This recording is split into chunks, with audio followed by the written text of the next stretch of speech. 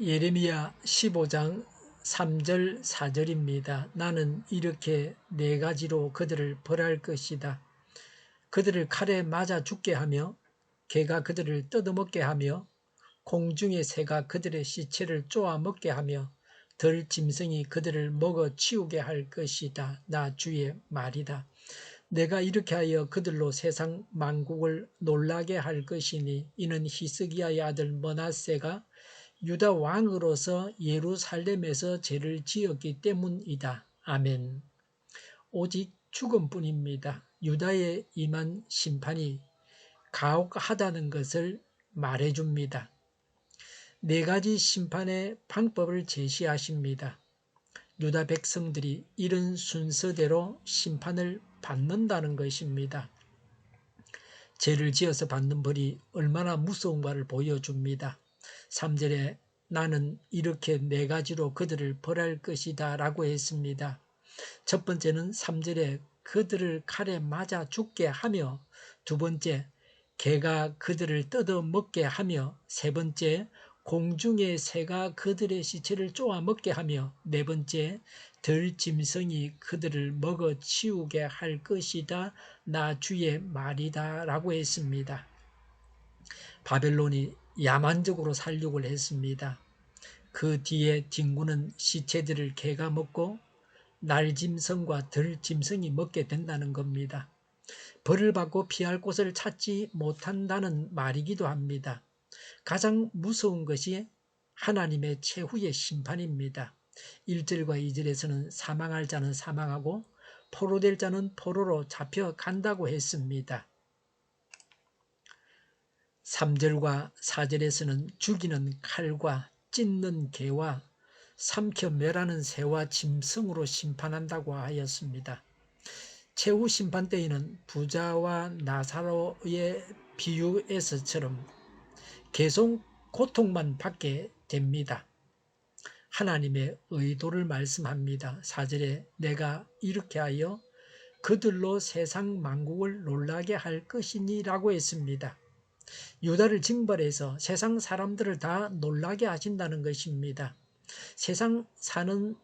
세상에 사는 사람들은 다 죄인들입니다. 그래서 유다가 죄로 인해서 망하는 것을 보고서 두려워하게 하시고자 하시는 것이 하나님의 뜻입니다. 그런데 어리석은 자들은 이런 징계를 보고서도 자신들은 당하지 않을 것이라고만 생각합니다. 바벨론은 이런 하나님의 뜻을 알지 못했습니다. 그래서 유다에게 가혹하게 고통을 주었습니다. 그래서 결국에는 바벨론도 그들이 지은 죄로 인해서 망하게 되는 것입니다. 인간 세상에서는 법을 지키지 않아도 벌을 받지 않는 사람들이 있습니다. 그러나 하나님은 그렇게 하지 아니하십니다. 하나님은 정의로우신 분이십니다. 자기 백성이라고 해서 봐주는 분이 아닙니다. 죄인들은 하나님을 두려워해야 합니다. 왜 벌하십니까?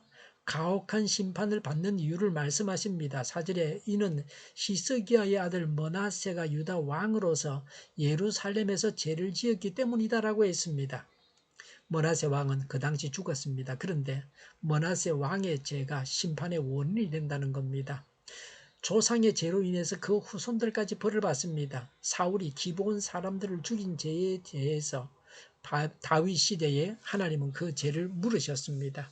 그래서 사울의 후손들을 목매달아 죽이게 하셨습니다. 죄는 반드시 그 값을 지불하게 하십니다. 이것이 하나님께서 세우신 원칙입니다. 우리의 죄를 대신하여 그리스도의 보혈을 흘리게 하십니다. 그 당시 백성들이 므낫세 왕이 지은 죄를 답습하고 있었습니다. 므낫세 왕이 지은 죄를 그 후손들이, 그 당시 백성들이 그대로 짓고 있었습니다. 조상의 죄와 부모의 죄를 이어받는다고 하는 것입니다. 이것이 큰 문제입니다. 자녀들이 배운 것은 고작 죄 짓는 것밖에 없습니다. 기성세대로부터 젊은 사람들이 배우는 것은 오직 죄 짓는 것뿐입니다. 그러니 하나님께서 진노하시고 심판하십니다. 우리가 이전 세대의 죄를 답습하고 있는 바는 무엇입니까? 다음 세대에 물려주지 말아야 할 제약이 무엇입니까? 므낫세 왕의 아버지는 히스기야 왕입니다. 히스기야는 경건한 왕이었습니다. 므낫세는 그 아버지 히스기야와는 완전히 딴판이었습니다. 아버지는 경건한데 그 아들은 아주 악한 자라는 것은 받아들이기 어렵습니다.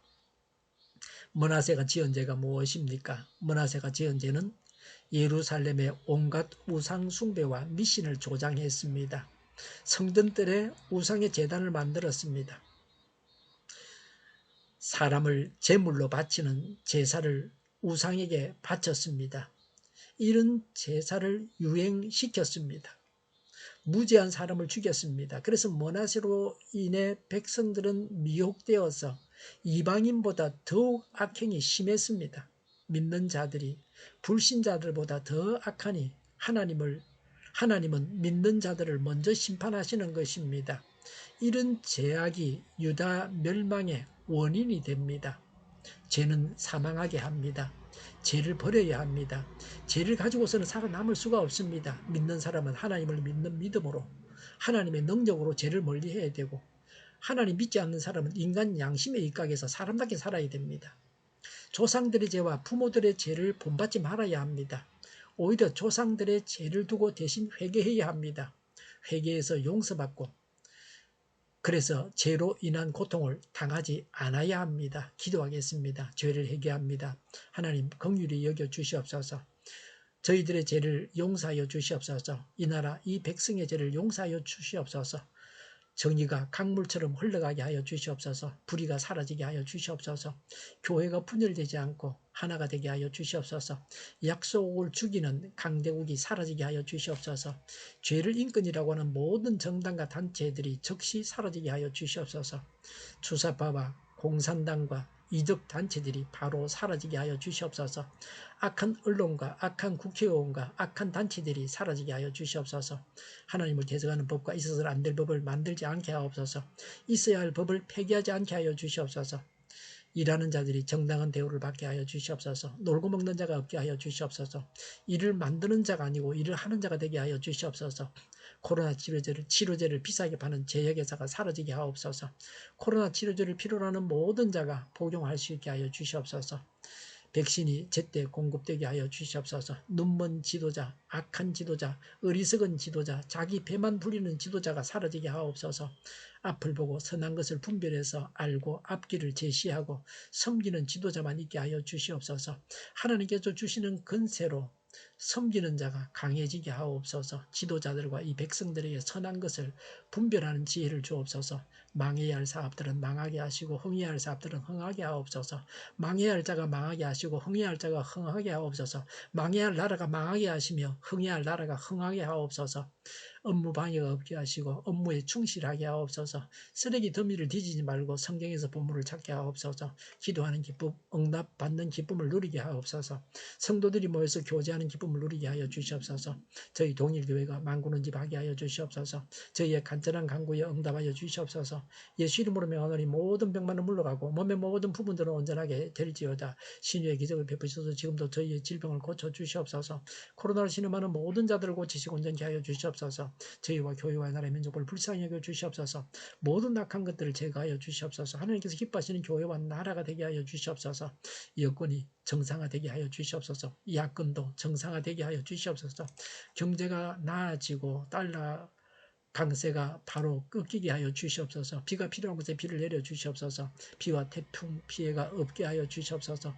늘 맑은 공기를 마실 수 있게 하여 주시옵소서. 공부하는 학생들에게 지혜를 다하시고 앞서가며 또 합격의 영광을 누리게 하여 주시옵소서. 오늘도 하나님 안에서 차고 넘치는 삶, 복된 삶을 살게 하여 주시옵소서. 감사와 찬양을 주님께 돌려드리며 예수님의 이름으로 기도하옵나이다. 아멘.